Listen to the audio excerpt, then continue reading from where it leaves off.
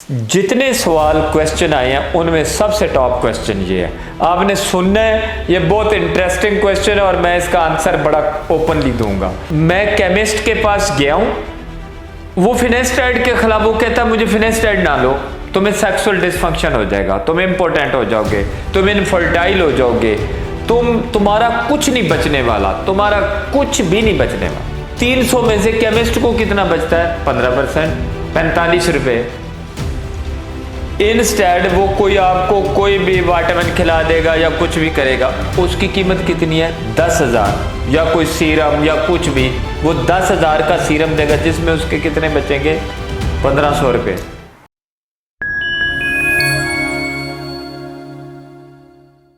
जितने सवाल क्वेश्चन आए हैं उनमें सबसे टॉप क्वेश्चन ये है, आपने सुनना है। ये बहुत इंटरेस्टिंग क्वेश्चन है और मैं इसका आंसर बड़ा ओपनली दूंगा।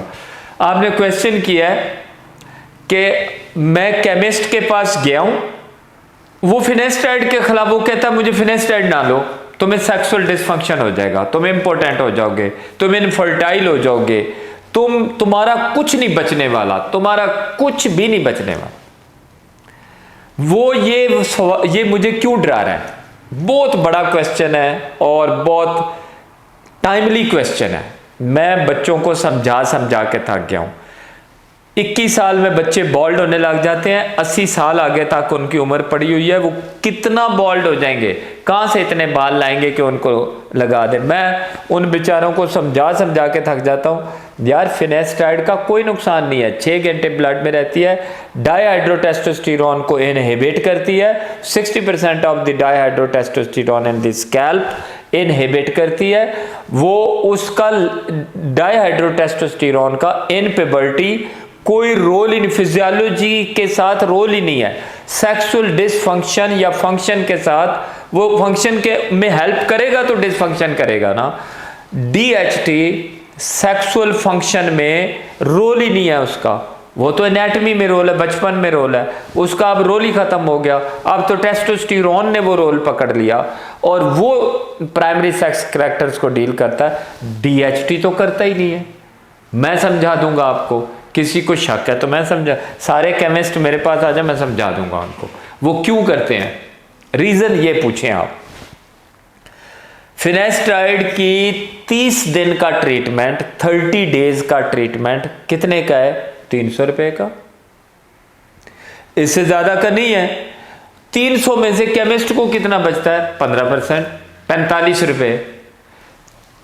इंस्टेड वो कोई आपको कोई भी विटामिन खिला देगा या कुछ भी करेगा, उसकी कीमत कितनी है? 10,000। या कोई सीरम या कुछ भी, वो 10,000 का सीरम देगा जिसमें उसके कितने बचेंगे? 1,500 रुपए में भी ज्यादा।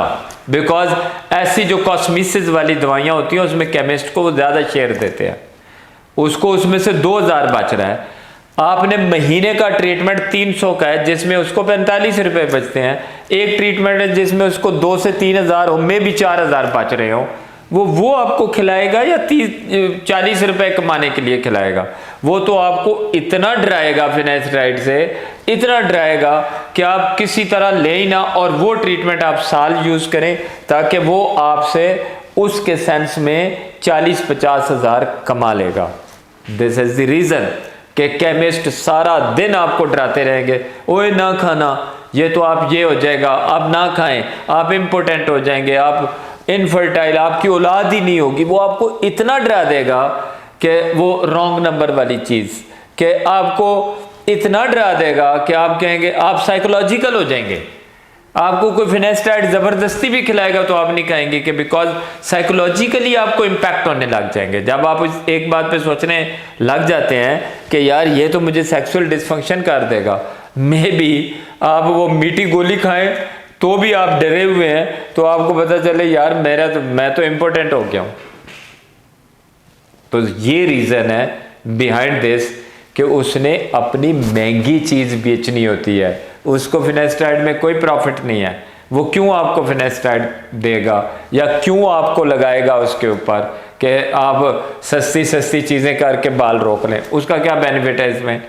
तो हमारे यहाँ बहुत झूठ बिकता है, आई एम सॉरी टू से उसको, और मैं और आप लगे रहेंगे इसके खिलाफ। आप यकीन बना लें कि फिर भी जीत सच की होगी, ये जो मर्जी कर लें, बिकॉज हम बाल रोक रहे हैं।